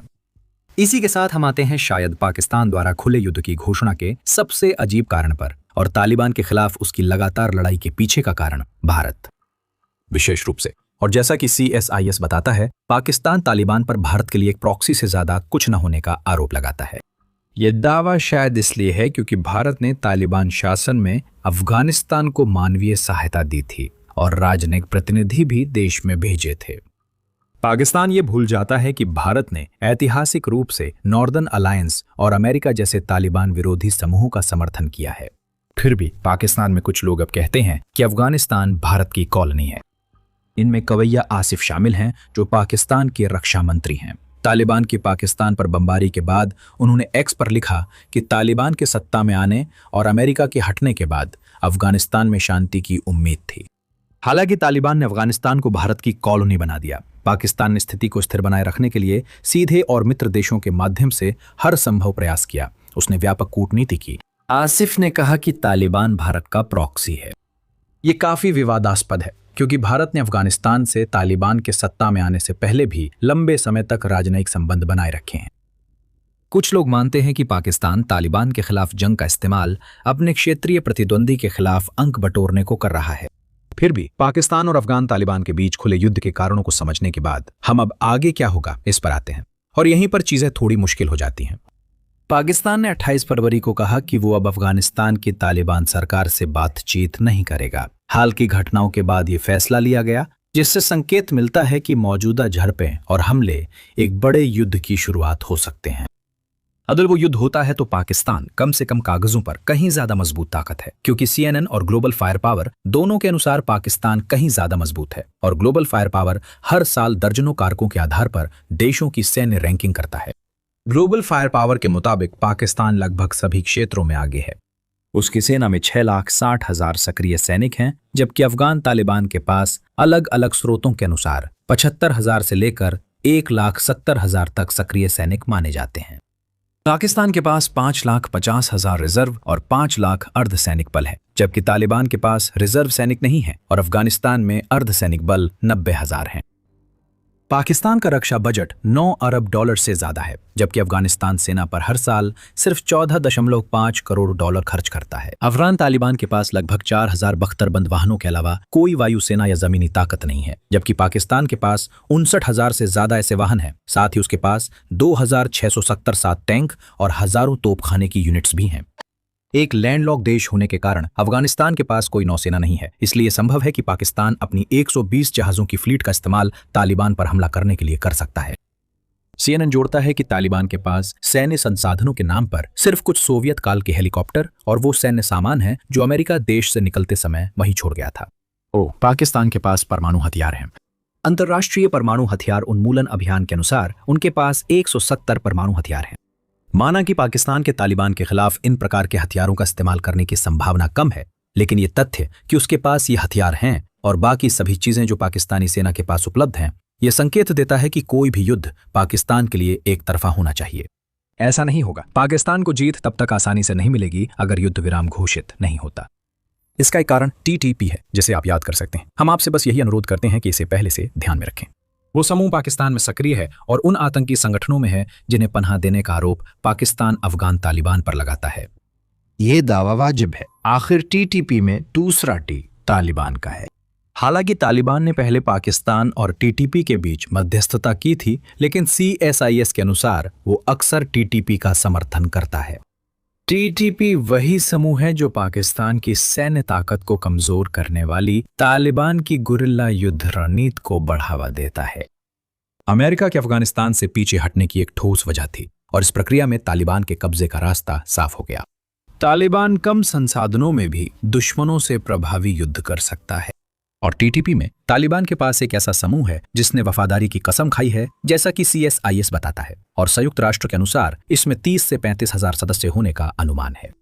बेशक पाकिस्तान के साथ पूरी तरह से पारंपरिक युद्ध में शामिल होने के लिए इतने सदस्य पर्याप्त नहीं हैं, लेकिन पाकिस्तान के अंदर एक गुरिल्ला युद्ध के लिए निश्चित रूप से इतने लोग हैं जिसमें आतंकवादी गतिविधियां बढ़ जाती हैं।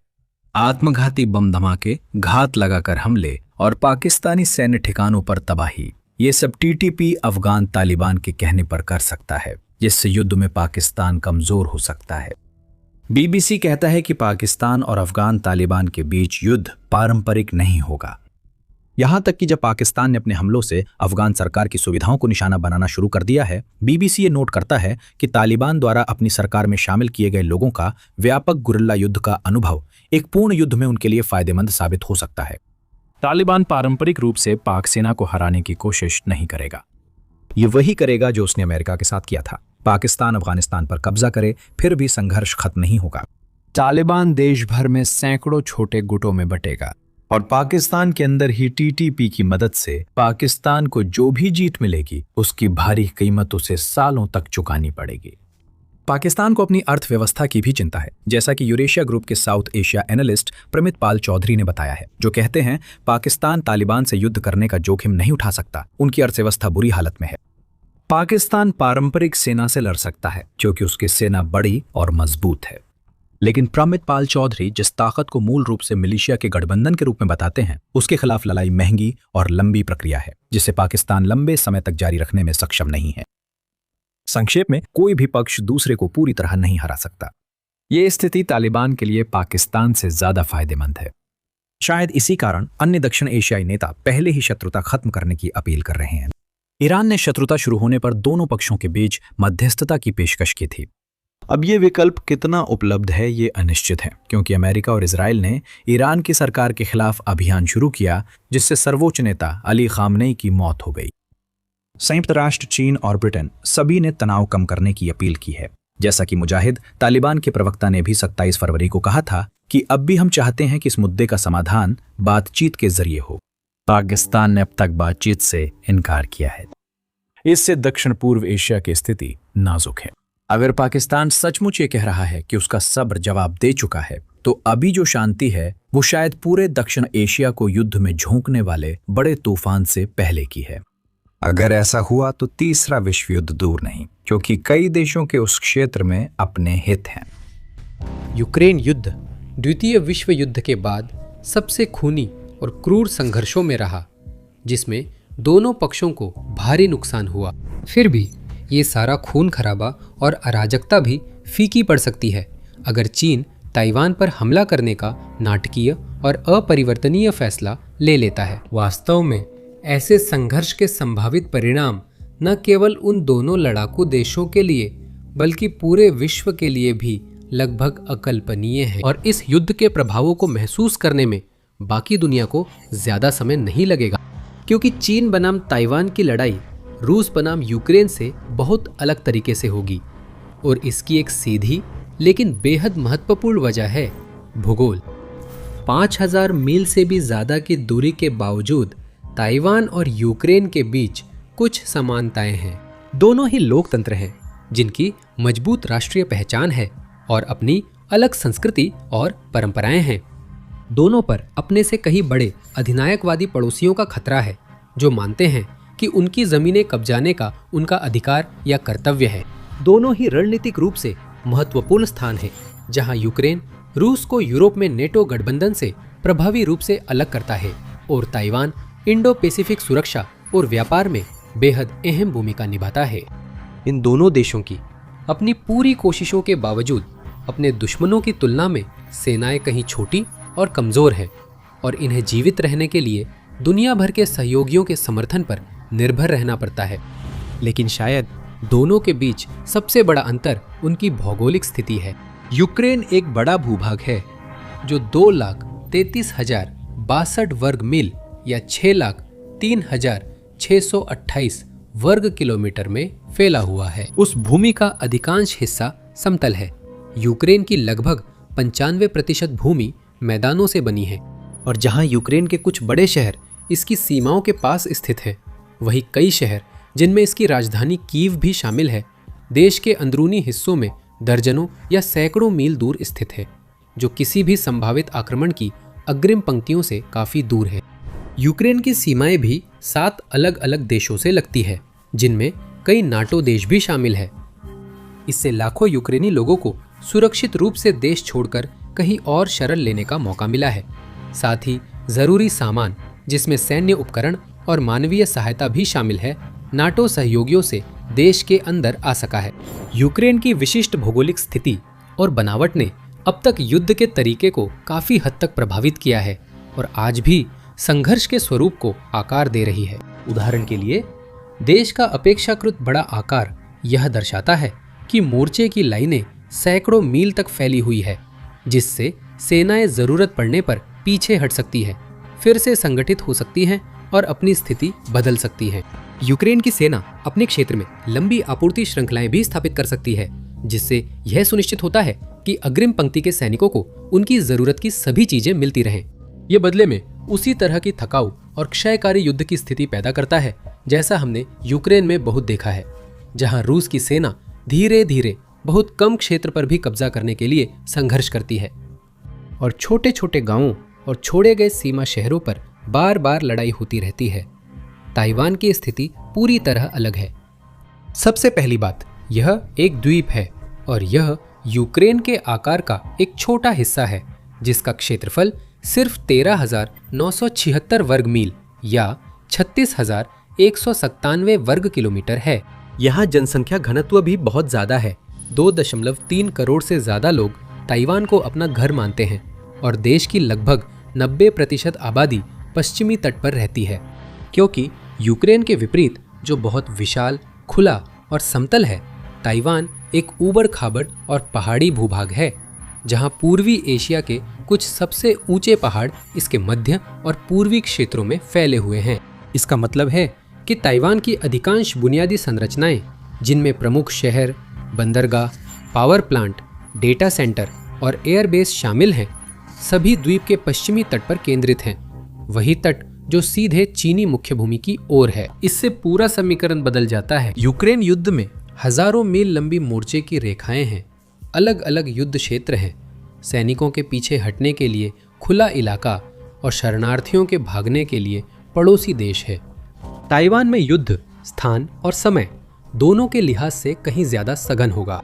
ये संभव नहीं लगता कि ये लंबा मामला होगा, जिसमें जमीन के छोटे टुकड़ों के लिए थकाऊ लड़ाइयाँ होंगी। इसके बजाय चीन बनाम ताइवान की लड़ाई पहले दिन से ही सघन और अराजक होगी, जिसमें द्वीप की राजधानी ताइपे सहित प्रमुख शहर खतरे में होंगे। जिस पल चीन ने आक्रमण करने का फैसला किया, उसी समय से शुरुआती दिनों और हफ्तों में बड़ी संख्या में आम नागरिकों के हताहत होने का असली खतरा रहेगा।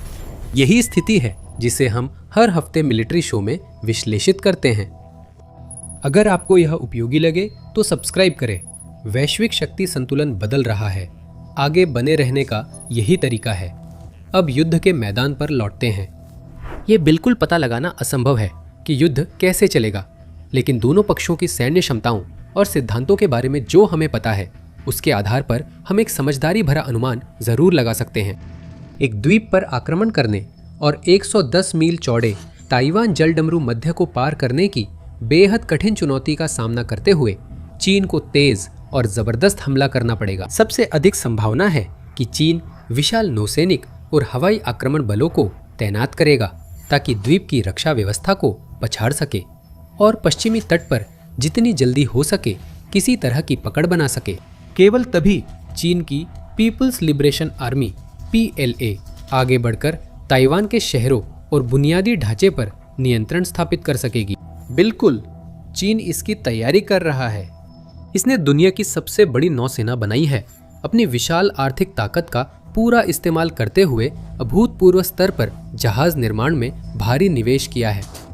ग्लोबल फायर पावर के अनुसार चीनी नौसेना में अब 3 एयरक्राफ्ट कैरियर, 4 हेलीकॉप्टर कैरियर, 60 से अधिक पनडुब्बियां, 50 डिस्ट्रॉयर, 72 कोरवेट, 150 गश्ती पोत, 36 बारूदी सुरंग युद्धपोत और 47 फ्रिगेट शामिल है। और यह अभी भी विस्तार कर रही है, क्योंकि इसी वक्त चीनी इंजीनियर चौथे एयरक्राफ्ट कैरियर पर कड़ी मेहनत कर रहे हैं। चीन के पास भी पृथ्वी की सबसे बड़ी और सबसे मजबूत वायु सेनाओं में से एक है, जिसमें कुल मिलाकर 3,300 से अधिक हवाई साधन हैं, जिनमें 1,200 से ज्यादा फाइटर जेट और लगभग 1,000 हेलीकॉप्टर भी शामिल हैं।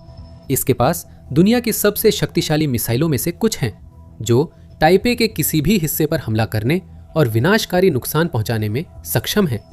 इसके अलावा चीन ने अपनी साइबर युद्ध रणनीतियों को मजबूत करने में काफी समय, पैसा और संसाधन लगाए हैं और सैन्य अभ्यास भी किए हैं। हर स्थिति का अध्ययन कर ताइवान द्वीप पर हमले के सबसे असरदार तरीके तय किए जा रहे हैं।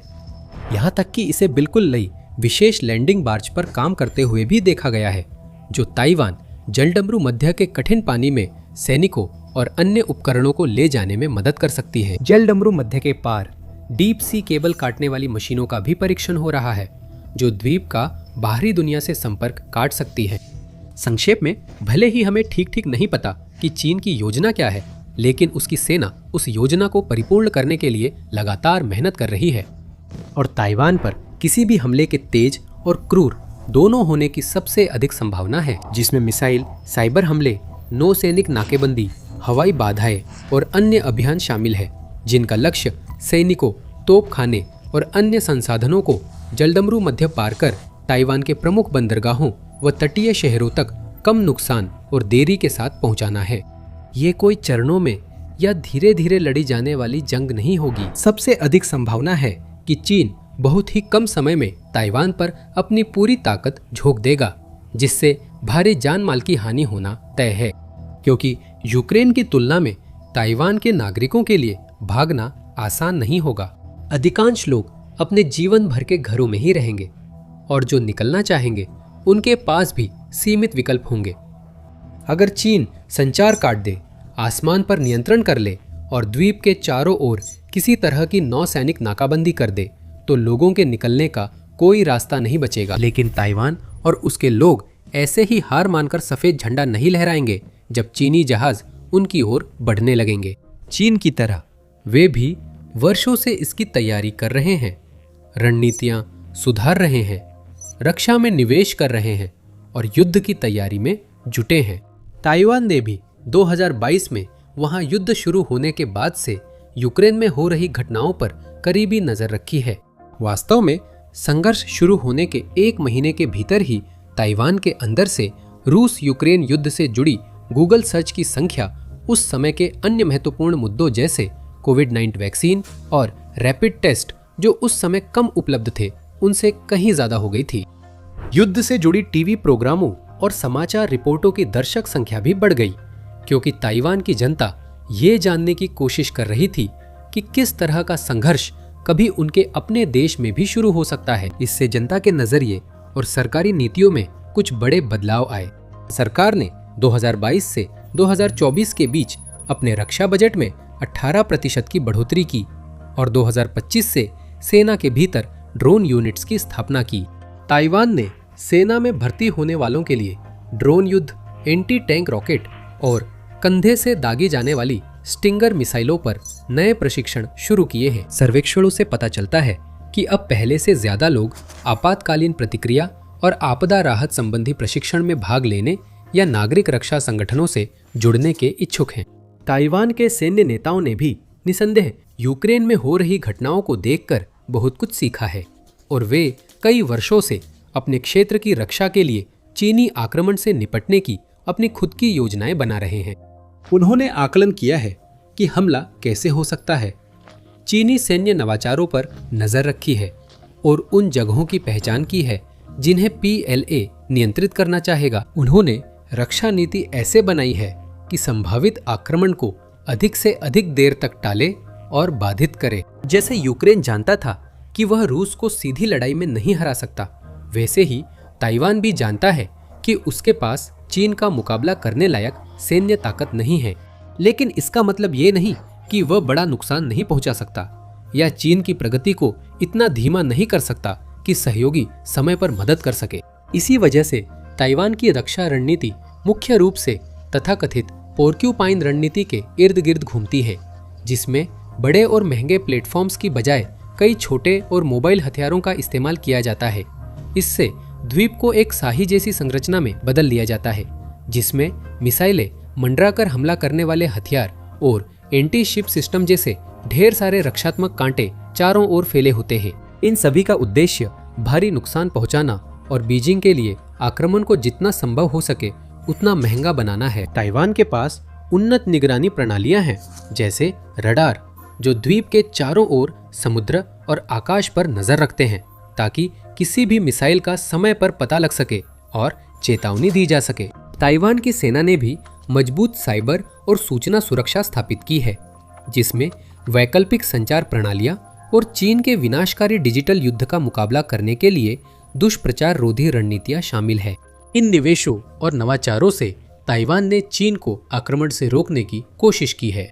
ताइवान ने खुद को ऐसा दिखाया है कि उस पर हमला करना बेहद मुश्किल है, जब तक कि आक्रमणकारी को भारी नुकसान न हो।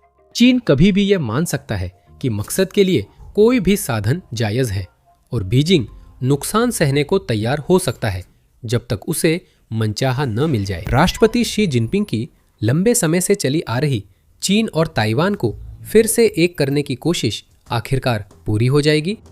तो अगर एक आक्रमण शुरू होता है तो इसमें कोई शक नहीं कि ताइवान के पास अपनी रक्षा के लिए मजबूत व्यवस्थाएं होंगी, लेकिन वे आक्रमणकारी सेना के भारी दबाव के आगे झुक सकते हैं।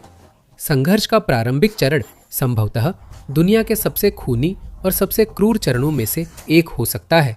ताइवान की सेना अपनी सभी मिसाइलें, तोपखाने और वायु रक्षा प्रणालियां तैनात कर प्रमुख बंदरगाह शहरों व तटीय प्रवेश बिंदुओं जैसे बंदरगाह, समुद्र तट, पुल और संपर्क मार्गों पर ध्यान केंद्रित करेगी, एक मुख्य उद्देश्य के साथ वक्त हासिल करना। ये आक्रमण को अधिक समय तक टालने पर केंद्रित होगा ताकि दुनिया को प्रतिक्रिया और मदद भेजने का समय मिल सके। चीन इस बीच अपनी विशाल नौसेना और वायुसेना तैनात करेगा, साथ ही साइबर हमले और मिसाइल हमले भी शुरू करेगा, लेकिन ताइवान के ठीक विपरीत उद्देश्य के साथ। जहां ताइवान संघर्ष के शुरुआती चरण को जितना हो सके लंबा खींचने पर ध्यान देगा, वहीं चीन चाहेगा कि यह जितनी जल्दी हो सके खत्म हो जाए, क्योंकि तट पर पकड़ मिलते ही वह सैनिकों को ताइपे जैसे बड़े शहरों में भेज सकता था और युद्ध काफी हद तक पहले ही जीत जाता। बीजिंग सैनिकों व संसाधनों को जलडमरू मध्य पार भेजना जारी रख सकता था और द्वीप पर एक और बड़ी, लगातार अजेय होती जा रही ताकत खड़ी कर सकता था। बाकी रक्षा व्यवस्था नष्ट होते ही बिना बाहर निकलने के रास्ते के ताइवानी लोगों को मौत या समर्पण का कठिन विकल्प मिलेगा। अब किसी भी युद्ध की भविष्यवाणी करना संभव नहीं है, खासकर ऐसे युद्ध की जिसमें इतने सारे कारक शामिल हों, लेकिन उन शुरुआती चरणों का नतीजा आखिरकार इस पर निर्भर करेगा कि किस पक्ष ने बेहतर तैयारी और योजना बनाई है। चीन के लगातार हमले का सामना ताइवान की शाही जैसी रक्षा से होगा और इस प्रक्रिया में बड़ी संख्या में सैनिकों और आम नागरिकों की जान जाना तय है। रूस यूक्रेन युद्ध के शुरुआती चरण भयानक थे, जिसमें बड़े पैमाने पर नागरिक हताहत हुए, सामूहिक युद्ध अपराधों की खबरें आई और अकल्पनीय विनाश के दृश्य देखने को मिले। ये और भी बुरा होगा, दोनों पक्षों को नुकसान होगा और ताइवान की अधिक जनसंख्या घनत्व के कारण स्थानीय लोगों को भारी और तेजी से नुकसान होगा। यहाँ तक कि अगर वे ताइवान के बड़े शहरों के विभिन्न भूमिगत मॉल्स और अन्य भूमिगत संरचनाओं में शरण भी ले, तब भी वे लगातार बमबारी के खतरे में रहेंगे, क्योंकि ऊपर से चीनी मिसाइलें बरसेंगी और ड्रोन के झुंड आसमान को भर देंगे। लेकिन असली समस्या तो उसके बाद शुरू होगी, जो चीन बनाम ताइवान युद्ध को यूक्रेन युद्ध से कहीं ज्यादा भयानक बना देगी, क्योंकि दुनिया के अन्य देशों को भी शायद इसमें दखल देने और युद्ध में कूदने की जरूरत महसूस होगी। फिर भी कोई निश्चितता नहीं है, क्योंकि ताइवान के करीबी सहयोगियों ने भी वर्षों से द्वीप की रक्षा को लेकर अलग अलग समर्थन और प्रतिबद्धता दिखाई है।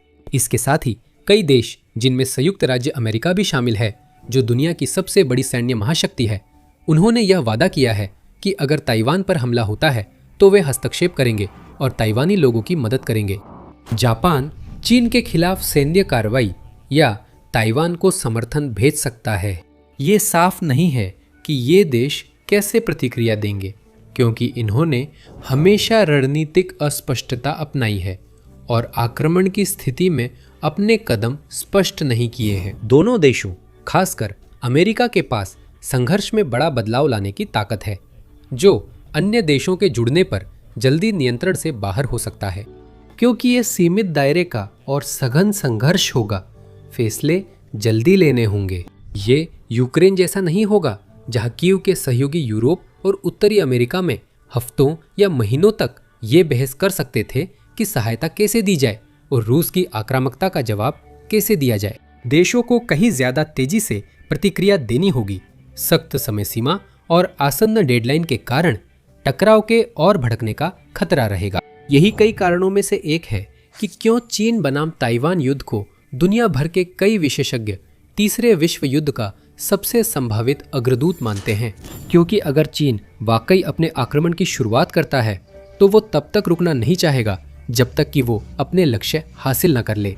अगर अमेरिका फिर हस्तक्षेप करता है और नाटो गठबंधन के सहयोगियों द्वारा समर्थन मिलता है तो यह कल्पना करना आसान है कि स्थिति कैसे बेकाबू हो सकती है। रूस और उत्तर कोरिया चीन की मदद कर सकते हैं, जिससे ऐसा संघर्ष होगा जो दुनिया को जैसा हम उसे जानते हैं आने वाली पीढ़ियों तक बदल सकता है। परमाणु विनाश का खतरा हमेशा रहेगा, क्योंकि अधिकतर या सभी परमाणु शक्तियां इस युद्ध में शामिल हो सकती हैं, जिससे अकल्पनीय जनहानि होगी। ये निश्चित रूप से सबसे बुरा हालात है। अभी भी यह संभावना है कि ताइवान पर चीन का हमला जरूरी नहीं कि वैश्विक संघर्ष को जन्म दे। फिर भी भले ही चीन को वही मिल जाए जो वह चाहता है और वह कुछ ही हफ्तों में द्वीप पर नियंत्रण कर ले, तब भी इसमें दुनिया को, जैसी हम जानते हैं, यूक्रेन युद्ध से कहीं अधिक नुकसान पहुंचाने की संभावना होगी। ये हताहतों की संख्या के लिहाज से नहीं, बल्कि आर्थिक नुकसान के लिहाज से है। क्यों? क्योंकि ताइवान दुनिया के सबसे महत्वपूर्ण उद्योगों में से एक सेमीकंडक्टर उद्योग में प्रमुख शक्ति है। सेमीकंडक्टर वे जरूरी सामग्री है जिनसे ट्रांजिस्टर, कंप्यूटर, माइक्रोचिप्स और सोलर सेल्स जैसे आधुनिक इलेक्ट्रॉनिक घटक बनते हैं। अनगिनत डिवाइस इन सेमीकंडक्टरों पर निर्भर करते हैं और ताइवान मुख्य रूप से अपनी Taiwan semiconductor manufacturing company TSMC के माध्यम से इस क्षेत्र में अग्रणी है, जो स्मार्टफोन, कंप्यूटर, AI सिस्टम्स और अन्य के लिए सबसे उन्नत, कॉम्पैक्ट और हाई पावर चिप्स बनाती है। अमेरिका समेत कई देश सेमीकंडक्टर इंडस्ट्री सुधार रहे हैं, लेकिन इस क्षेत्र में ताइवान का महत्व कम नहीं आंका जा सकता। ये दुनिया की एकमात्र जगह है जो इतनी बड़ी मात्रा में उन्नत चिप्स बना सकती है। द्वीप की सेमीकंडक्टर इंडस्ट्री में बाधा का सीधा असर दुनिया भर में consumer electronics, automobile, medical devices और मिलिट्री सिस्टम्स के उत्पादन पर पड़ेगा। उदाहरण के लिए, युद्ध के कारण मिसाइल हमलों और बमबारी से सेमीकंडक्टर इंफ्रास्ट्रक्चर तबाह हो सकता है, जिससे वैश्विक चिप सप्लाई पूरी तरह से ठप हो जाएगी। चीन इसके बजाय जानबूझकर ताइवान की चिप फैक्ट्रियों को निशाना बनाने से बच सकता है और उनकी कमान अपने हाथ में लेकर जबरदस्त आर्थिक ताकत और प्रभाव हासिल कर सकता है।